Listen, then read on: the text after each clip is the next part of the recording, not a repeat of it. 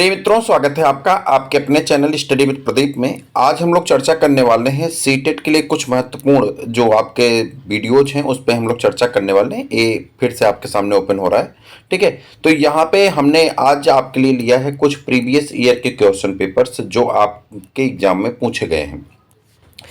Next PDF से आपको इसके साथ ही साथ इसके डायग्राम भी देखने को मिलेंगे। यहाँ पे डायग्राम पेस्ट रहेंगे जिससे आप आसानी से पढ़ सकते हैं। डायग्राम की वजह से थोड़ी चीज़ें आसानी से याद हो जाती हैं, ठीक है। कुछ डायग्राम्स को मैंने इस सीरीज में ऐड किया है, एक या दो डायग्राम को ऐड किया गया है। नेक्स्ट आज के सीरीज में आपके पास सिर्फ 6 क्वेश्चन हैं। पिछले वीडियो को आप लोगों ने बहुत अच्छे से देखा और लोगों तक पहुंचाया भी, तो इस बार भी आपसे रिक्वेस्ट है कि आप इसे अपने मित्रों तक पहुंचाएं, जरूर पहुंचाएं। और हम आपके लिए लगातार कार्य कर रहे हैं, ठीक है। और इसका 3rd, 4th, 5th लगातार आपके वीडियोज मिलते रहेंगे और कुछ ही दिनों में आपके एक दिन में 2-2 सीरीज आपको मिलनी स्टार्ट हो जाएंगी। यह एग्जाम पॉइंट सीटेट के साइंस के लिए है और 6 to 8 के लिए ज़्यादा इंपॉर्टेंट है। और ख़ास करके जो बीपीएससी के लिए पेपर देने जा रहे हैं, उन जो जूनियर की पेपर की तैयारी कर रहे हैं, उन सभी मित्रों के लिए भी यह बहुत महत्वपूर्ण है, तो आप उनके तक भी पहुंचाने का कार्य करें। पहले प्रश्न पे नजर डालते हैं। पूछा गया है कि x is a plant which is autotrophs.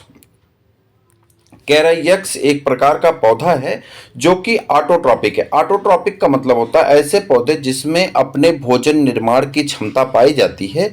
ऐसे पौधे को हम लोग क्या कहते हैं? ऑटोट्रॉपिक कहते हैं। जितने हरे पौधे होते हैं उनके अंदर क्लोरोफिल पाया जाता है और क्लोरोफिल की सहायता से पत्तियों में और हर्बेसियस पौधों के तनों में क्लोरोफिल पाया जाता है उनकी कोशिकाओं में, और कोशिकाओं की इस क्लोरोफिल की सहायता से प्रकाश संश्लेषण की प्रक्रिया को पूरा करते हैं। अब प्रकाश संश्लेषण की प्रक्रिया जब पूरी हो जाती है तो अपना भोजन खुद से निर्मित कर लेते हैं। इसी घटना को हम लोग क्या कहते हैं? ऑटोट्रॉप कहते हैं। लेकिन जो नॉन ग्रीन प्लांट है, यानी जो ग्रीन प्लांट नहीं है, वो हेट्रोट्रॉपिक होते हैं, जैसे कि फंजाई, ठीक, एज वेल एज हेट्रोट्रॉपिक, ठीक। दैट कुड यक्स भी। कह रहा है कि यक्स क्या है? कह रहा है यक्स कोई पौधा है जो स्वपोषी के साथ साथ विषमपोषी भी है, यानी स्वपोषी जैसा व्यवहार भी करता है और विषमपोषी जैसा। यक्स पौधा कौन सा हो सकता है? अब आपको बताना। देखिए, एल्गी जो होता है ये पूरी तरह से इसे थैलोफाइटा कहते हैं। जो लोग पढ़े होंगे जानते होंगे, सबने पढ़ा है, थैलोफाइटा कहते हैं। थैलोफाइटा मतलब इसमें रूट, स्टेम और लीफ क्या होती हैं? एब्सेंट होती हैं। रूट, स्टेम, लीफ क्या होती हैं? एब्सेंट होती हैं। कैस्केटा आप जानते हैं कि ये जो है जीरोफिटिक प्लांट होते हैं, और फंजाई आप जानते हैं कि पैरासाइटिक होते हैं और ये हेट्रोट्रॉपिक होते हैं। अब मामला फंसा पिचर प्लांट का। तो पिचर प्लांट क्या होता है? इंसेक्टिवोरस प्लांट भी कहते हैं। कई बार इनको देता है इंसेक्टिवोरस, यानी ऐसे पौधे जो इंसेक्टिवोरस हैं, जो इंसेक्ट को खाते हैं, इंसेक्टिवोरस पौधे के रूप में जाना जाता है पिचर प्लांट को। अब इनके बारे में हम आंसर देख लेते हैं। हमारा सही आंसर पहला वाला है।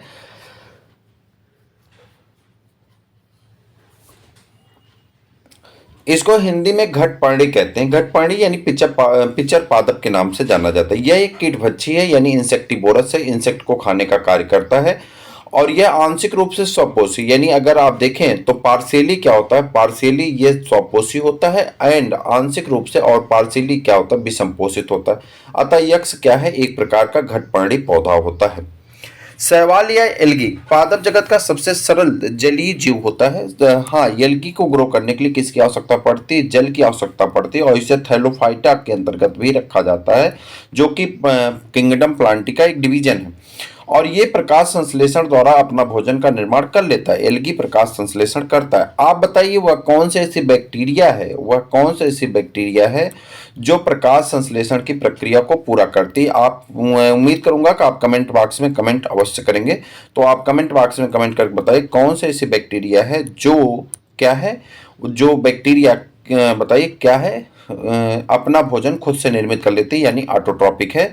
तो उसके बारे में बताना है। अगले प्रश्न, अगला पॉइंट आपका दिया गया है यहाँ पे कि अमरबेल। अमरबेल क्या है? ये पादप परजीवी पौधा होता है। परजीवी किसे कहते हैं? ऐसे जीव, जब दो जीव आपस में एक साथ रहें और उससे दोनों जीवों को लाभ हो तो उसे क्या कहते हैं? एक का लाभ हो और एक का नुकसान हो। एक को तो लाभ हो रहा है, दूसरे को क्या हो रहा है? नुकसान हो रहा है। तो ऐसे जीवों को हम लोग क्या कहते हैं? परजीवी जीव कहते हैं। क्या कहते हैं? परजीवी जीव कहते हैं। तो ये एक परजीवी जीव होता है। और इस परजीवी जीव की अगर हम बात करें तो ये परजीवी जीव हम किसके लिए, हाँ, इस एक सेकंड, ये परजीवी जीव हैं। और इसके परजीवी जीव की अगर बात करें तो पादप में, जैसे कि यहाँ पे देखिए, अमरबेल किसी दूसरे स्वपोषी पादप पर बेर, बबूल इत्यादि भोजन ग्रहण करने के लिए चढ़ जाता है और अमरबेल में क्लोरोफिल नहीं पाया जाता। अमरबेल जो होता है उसमें क्लोरोफिल क्या होता है, नहीं पाया जाता है। ये पॉइंट याद रखना है, कमरबेल में क्लोरोफिल नहीं पाया जाता है, इसलिए परपोषी जैसा व्यवहार करता है, यानी परजीवी जैसा व्यवहार करता है। कवक, कवक अपना भोजन मृत और अपघटित पदार्थों से प्राप्त करते हैं और इसी कारण इसे सेप्रोफाइल कहा जाता है, यानी मृतोपजीवी कहते हैं। क्या कहते हैं, मृतोपजीवी कहते हैं। अब मुझे उम्मीद है कि इन चारों टॉपिक में से किसी भी टॉपिक से प्रश्न आएगा तो आप इजीली उस प्रश्नों का उत्तर दे सकते हैं, उसमें कभी भी आपको किसी प्रकार की कोई दिक्कत नहीं होगी, ऐसी हमें संभावना है। उम्मीद करता हूं कि आपको ये प्रश्न भी पसंद आएगा, अपने मित्रों को भी शेयर करिएगा। आगे बढ़ते हैं और वही एक उसके साथ कि हार नहीं मानूंगा, रार नहीं ठानूंगा, काल के कपाल पर लिखता मिटाता हूँ, गीत नया गाता हूँ, गीत नया गाता हूँ। तो ये नया अध्याय है और सीटेट का ये तीसरा वीडियो है और मुझे भरोसा है कि इस बार आप लोग बेहतर स्कोर करेंगे। बीपीएससी ने अपना कैलेंडर तो जारी नहीं किया, लेकिन बीपीएससी संभावित है कि अपना पेपर जो है जून के महीने में कराने वाला है। तो मैं आपके लिए एनसीईआरटी का क्लास लेकर के आ रहा हूँ। एनसीईआरटी क्लास 9th की आज आपकी बायोलॉजी की क्लास रात्रि में होगी और वो शुरू होगी आपकी लगभग 10 बजे से और रात्रि में मान चलिए जब तक कंप्लीट नहीं होगा पूरा चैप्टर चलता रहेगा। तो महत्वपूर्ण क्लास होगी, हिंदी में होगी। आप सबसे रिक्वेस्ट है कि अपने मित्रों को जोड़िए। पूरा कोर्स नहीं होगा, आधा कोर्स होगा आज, आधा कोर्स कल के डेट में होगा और फिर उसके बाद हम लोग टिश्यू पे आएंगे, फिर टिश्यू के बाद ऑर्गेनाइजेशन, पूरा क्लास 9th का पूरा कोर्स, फिर क्लास 10th का पूरा कोर्स आपको हम कराने वाले हैं बायोलॉजी वाले सेशन का। किसके लिए करवा रहे हैं आप याद रखिए, बीपीएससी साइंस के लिए करवा रहे हैं, ठीक है। उसके बाद फिजिक्स का और फिर केमिस्ट्री का भी पोर्शन कराएंगे और जितना हो सकता है उतना करवाएंगे, ठीक है। तो चलिए दूसरे प्रश्न पे आते हैं। आप सब लोग वीडियो को शेयर जरूर किया करिए, अपने मित्रों को बताया करिए और जो भी आपके सुझाव हो आप कमेंट बॉक्स में दे सकते हैं। आगे बढ़ जाते हैं। कह रहा है Z is the micro organism. Z एक प्रकार का सूक्ष्म जीव है। सूक्ष्म जीव मतलब ऐसे जीव जो अपना भोजन स्वयं से निर्मित, माफ करिएगा, ऐसे जीव जिन्हें हम माइक्रोस्कोप की सहायता से देखते हैं, माइक्रोस्कोपिक कहलाते हैं, ठीक है। Present in the alimentary canal, कहाँ पे पाए जाते हैं, हमारे आहार नाल में पाए जाते हैं, किसके, ह्यूमन बीइंग के। Other animals which at the digestion port, कह रहा कि ये जो है, फिर से देखिए, कह रहा कि कुछ ऐसे माइक्रो ऑर्गेनिज्म है जो कि alimentary canal of human beings and other animal और दूसरे एनिमल में पाए जाते हैं जो भोजन के डाइजेशन में मदद करते हैं। What is the Z, Z क्या है, जेड ऐसा सूक्ष्म जीव है जो मानव और अन्य जंतुओं के आहार नाल में पाया जाता है और भोजन के पाचन में सहायता करता है। जेड क्या है, बैक्टीरिया, वायरस, फंजाई, एल्गी। तो आपको बताना है जेड क्या है। बैक्टीरिया देखिए हो सकता है, वायरस भी हो सकता है, एल्गी भी हो सकता है, फंजाई भी हो सकता है। आपको बताना सही आंसर क्या है। तो पहला अगर हम देखें तो इसका सही आंसर हो जाएगा जीवाणु एक ऐसा सूक्ष्म जीव है जो मानव शरीर के आहार नाल में पाया जाता है। इसे हम कहते हैं इस्चरिचिया कोलाई, जो पाया जाता है उसे क्या कहते हैं, इस्चरिचिया कोलाई। और ये बेनिफिशियल होता है मनुष्य के लिए, ठीक है।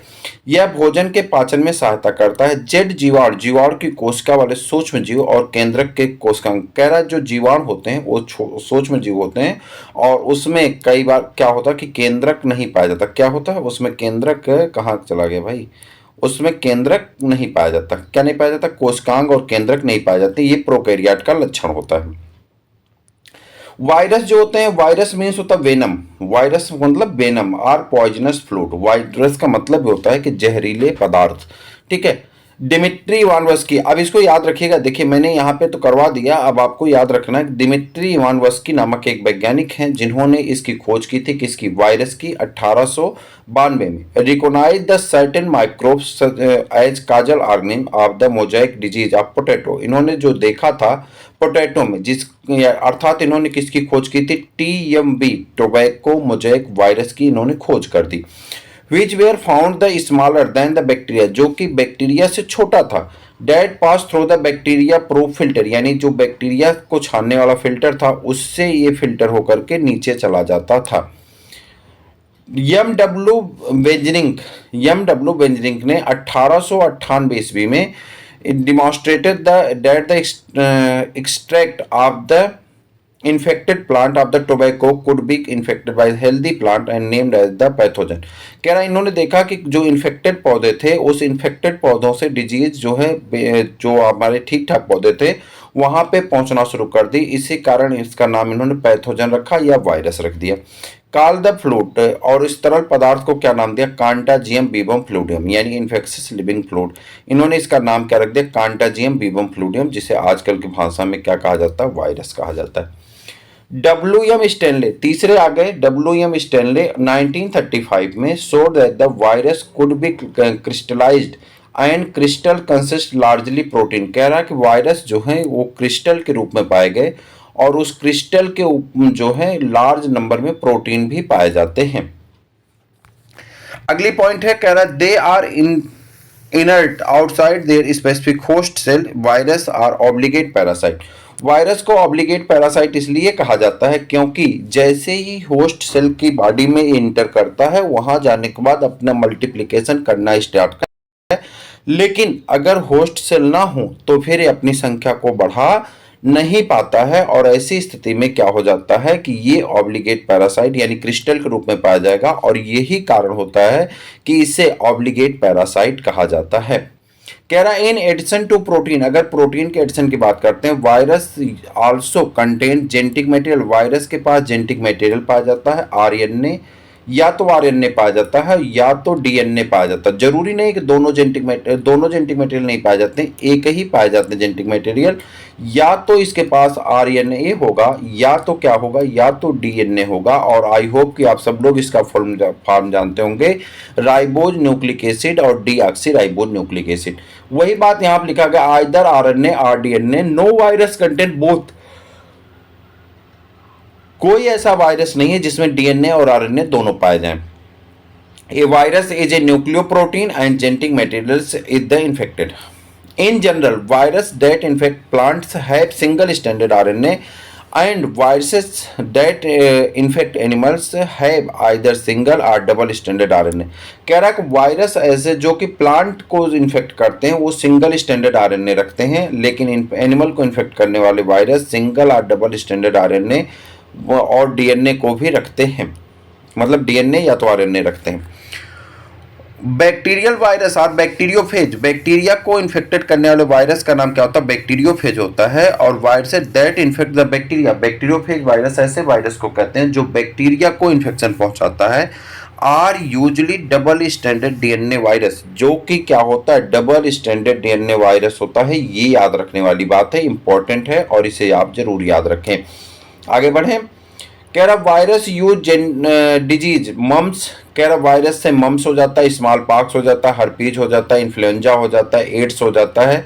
ये सभी वायरस से होने वाली बीमारियां। कौन कौन सी बीमारियां? Smallpox, herpes, influenza, mumps, measles, और ये सभी बीमारियां किससे होती हैं? वायरस से हो जाती हैं। इन प्लांट, अगर प्लांट की बात करते हैं, the symptoms can be mosaic formation.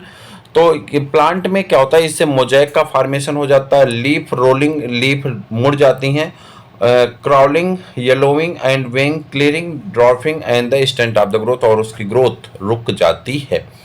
तो ये हमारा कंप्लीट हुआ क्वेश्चन नंबर 2। और मुझे उम्मीद है कि वायरस से संबंधित अब कोई भी प्रश्न आएगा जो आपके पास यहाँ पे है। दो तरह से आप इसको ले सकते हैं। सीटेट का ये जो पीडीएफ आपका प्रिपेयर हो रहा है, पहले तो आप इसको हमें व्हाट्सएप करके ले सकते हैं। व्हाट्सएप पे सीटेट मटेरियल लिख दीजिए, जो वीडियो बनेगा उसका पीडीएफ आपको भेज दिया जाता है। दूसरा मटेरियल आप कहाँ से ले सकते हैं? दूसरा आप टेलीग्राम से ले सकते हैं। बहुत जल्दी टेलीग्राम का लिंक हम नीचे दे देंगे। There are many steps involve in the making, question number 3 है। कह रहा कि कई ऐसे स्टेप्स हैं जो जुड़े होते हैं, मिले होते हैं, इन्वॉल्व होते हैं। किसके लिए? ऊल फ्रॉम शीप, यानी भेड़ से ऊन प्राप्त करने में बहुत से स्टेप जुड़े होते हैं।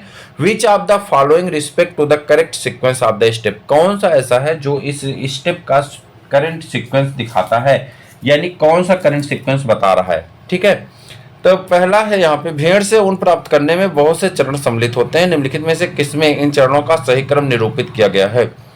पहला है shearing, scouring, sorting, dyeing, rolling into yarn, weaving. और स्कोरिंग तो ये तो आपका खत्म हो जाएगा। ठीक है, तो पहले आप देखिए क्या करते हैं, भेड़ से ऊन प्राप्त करने में सबसे पहले क्या करते हैं, भेड़ से ऊन प्राप्त करने में ऊन की कटाई की जाती है, यानी भेड़ के बाल से अलग करेंगे। अभिमार्जन करते हैं, छटाई की जाती है, रंगाई की जाती है, लपेट कर धागा बनाया जाता है और फिर उसके बाद बुनाई कर देते हैं। तो इस प्रकार से तैयार हो जाता है। आगे आ जाते हैं चरण फर्स्ट। पहले चरण में क्या होता है, भेड़ के बालों को मशीन द्वारा काटकर शरीर से उतार लिया जाता है। आप सब जानते हैं इस बात को। यह प्रक्रिया उनकी कटाई कहलाती है, यानी शेयरिंग कहलाती है। दूसरे बात है चरण दो। शरीर से उतारे गए बालों को टंकियों में डालकर अच्छी तरह से धोया जाता है, जिससे उनकी चिकनाई, धूल, गर्त में क्या होती है, जितनी भी हैं साफ हो जाती है। यह प्रक्रिया अभिमार्जन कहलाती है। और अभिमार्जन को हम लोग क्या कहते हैं, अभिमार्जन को स्कोरिंग कहते हैं। ठीक है। तीसरी घटना क्या है, अभिमार्जन के बाद छटाई की जाती है। रोमिल तथा रोएदार बालों को कारखानों में भेज दिया जाता है, जहां विभिन्न प्रकार के गठन वाले बालों को छांटा या पृथक किया जाता है। रेशों की विभिन्न रंगों में रंगाई की जाती है, क्योंकि भेड़ अथवा बकरी में समान ऊन वाली काली, भूरी, सफेद होती हैं। इन रंगों को सीधा करके सुलझाया जाता है और फिर लपेटकर उनसे धागा बनाया जाता है। अंत में ऊनी वस्त्र की बुनाई कर दी जाती है। तो ये आपका 6 चरणों में पूरा होता है। अगला प्रश्न आपके बॉडी के जॉइंट से पूछा गया है, इंपॉर्टेंट प्रश्न है और आगे इस तरह के प्रश्न आपको देखने को मिलेंगे। तो चलिए इसका आंसर बताइए। Which of the following represent the correct matching set of type of the joints. Correct matching set joints के कौन है, निम्नलिखित में से कौन जोड़ा इस प्रकार से मिलान किया गया जो सेट निरूपित करता है। Ball and socket joint arms and shoulder में, पाइवेट जॉइंट नेक में, और उसके बाद जो है हिंज जॉइंट एल्बो में और फिक्स जॉइंट जॉ में। तो अब देखिए इसका आंसर देखते हैं। कह रहा है कि अस्थि और उपास्थि मानव कंकाल बनाते हैं। मानव कंकाल शरीर की आकृति देता है, ये चलने में सहायता देते हैं, सहायक होते हैं और आंतरिक अंगों को सुरक्षा करते हैं। मानव कंकाल खोपड़ी, मेरुदंड, पसलियों, वक्ष की अस्थियां, कंधे, श्रोणि मेखला और हाथ पांव की अस्थियों से बनता है। मानव कंकाल में विभिन्न संधियां होती हैं, जैसे पहला देखिए कह रहा है गर्दन और सिरे को जोड़ने वाली संधि को धुराग्र संधि कहते हैं। धुराग्र संधि में बेलनाकार अस्थि और छल्ले में घूमती रहती हैं। अस्थियों के बीच कुछ संधियां ऐसी भी होती हैं जो गति नहीं कर पाती, इसे अचल संधियां कहते हैं। यह ऊपरी जबड़े के यौन कपाल में के मध्य स्थित होती हैं। कंदुक खलिका संधि कंधा और कूल्हे की संधि होती है जो सभी दिशाओं की गति करती है। हिंज संधि कोहनी और घुटने की संधि होती है जो एक दिशा में गति करती है। यहाँ पे एक दिया गया है मनुष्य का पूरा स्ट्रक्चर। इसमें देखिए इसे क्रेनियम कहते हैं, ये मैग्जिला है और ये मैंडिबुल है। उसके बाद क्लेविकल है, क्लेविकल वाली हिस्सा है, स्केपुला है, उसके नीचे वाला ये जो चौड़ा वाला हिस्सा स्केपुला है। स्टर्नम है, स्टर्नम आप देख पा रहे हैं स्टर्नम है। उसके बाद ये जो है ये रिप्स हैं, ये दो तरह की होती हैं, दो क्या तीन तरह की होती हैं। पहले ट्रू लिप्स कहते हैं और फॉल्स लिप्स कहते हैं। फर्स्ट 7 1 2 3 4 5 6 7 ये जो 7 हैं इन्हें ट्रू लिप्स कहा जाता है। और जो 9 10 11 हैं 9 10 7 के बाद 8 9 10 इन तीनों को फॉल्स लिप्स कहते हैं। और 11 और 12 को हम लोग क्या कहते हैं, फ्लोटिंग लिप्स कहते हैं, जो नीचे तैर रही हैं, जो जुड़ी नहीं है। आगे बढ़ते हैं। उसके बाद कह रहा है रिप्स पसलियाँ। उसके बाद हाथ के आ जाए तो हाथ के ऊपर वाले हिस्से को ह्यूमरस कहते हैं। नीचे वाले को एक का नाम है रेडियस और एक का नाम है अल्ना, तो अल्ना रेडियस हो गया। उसके बाद आ जाते हैं मेटाटार्सल्स, टार्सल्स, ठीक है, मेटाटार्सल्स। उसके बाद कार्पेल्स, मेटाकार्पेल्स, उसके बाद फैलेंजेज, ठीक है। और उसके बाद अगर पैर की बात करें तो देखो यहाँ पे ये पेल्विस गर्डिल है। और यहाँ पे अगर पैर की बात करें तो जिसे फीमर कहते हैं, सबसे बड़ी हड्डी होती है शरीर की। ये पटेला है, कटोरी जो होती है, ठीक है। उसके बाद एक को टीबिया कहते हैं मोटी वाली को, और पतली वाली को क्या कहते हैं, फेबुला कहते हैं। टीबिया और फेबुला। टार्सेल्स, मेटाटार्सेल्स इस तरफ दिया है, ये जो पाँव का हिस्सा बनाएगा। और फैलेंजेस। इस प्रकार से कुल 206 हड्डियाँ हमारे शरीर में पाई जाती हैं। कान वाली हड्डियाँ नहीं दिख रही, इनका सबसे छोटी हड्डी जो होती है कान में पाई जाती है, उसका नाम आप हमें कमेंट करके बताइएगा। सबसे छोटी हड्डी जो कान में पाई जाती है उसका नाम क्या है। चलें आगे बढ़ें।